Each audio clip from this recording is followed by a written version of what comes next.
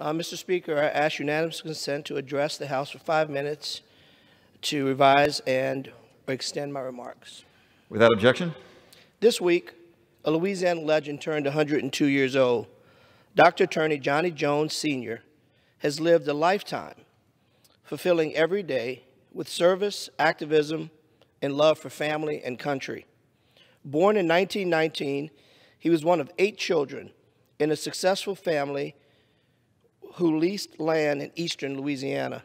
He attended Southern University until being drafted into the Army in 1942 during World War II, where he was the first ever African-American warrant officer in the United States Army's history. Jones was injured in the battle at Normandy on D-Day 77 years ago.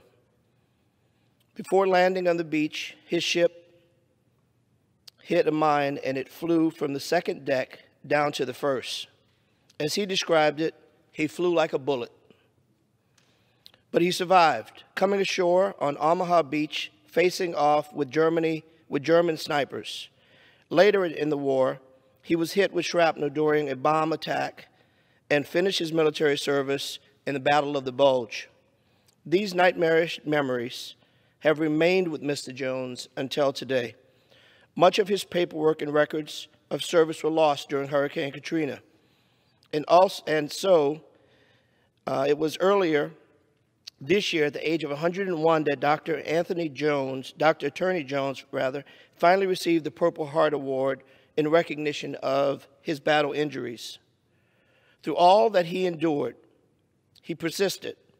He returned home to Louisiana, where he began to serve in a different capacity, this time as a lawyer.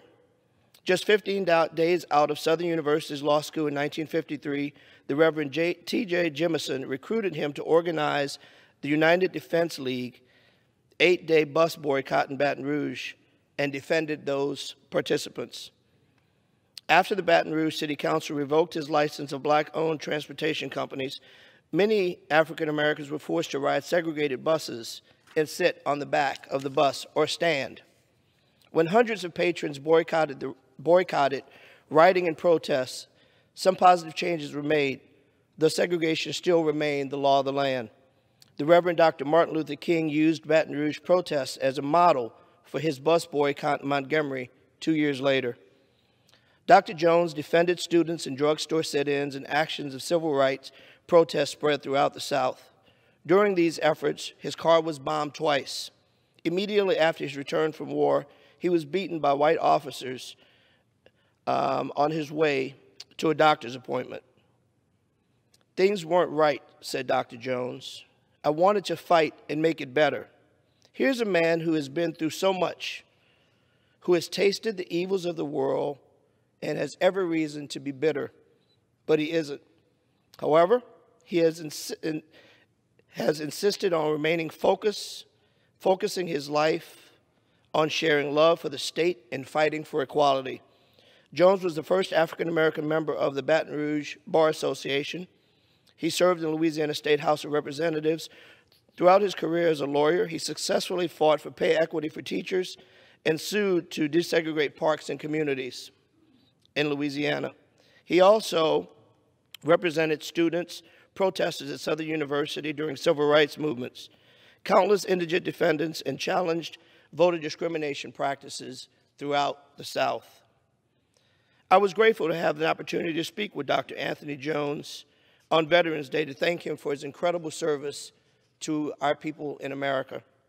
On his birthday, he celebrated with friends, family, and with good Louisiana seafood. Today, let's all thank Dr. Jones for his great advice that he shares with us, which is, he said, "You have to deal with the past. You have to deal with the history. You have to read and understand so we don't repeat the past. Let's build better. Let's build a future for everyone." Please join me in wishing happy birthday, 102nd day, to Dr. Attorney Anthony Jones Sr. I yield back.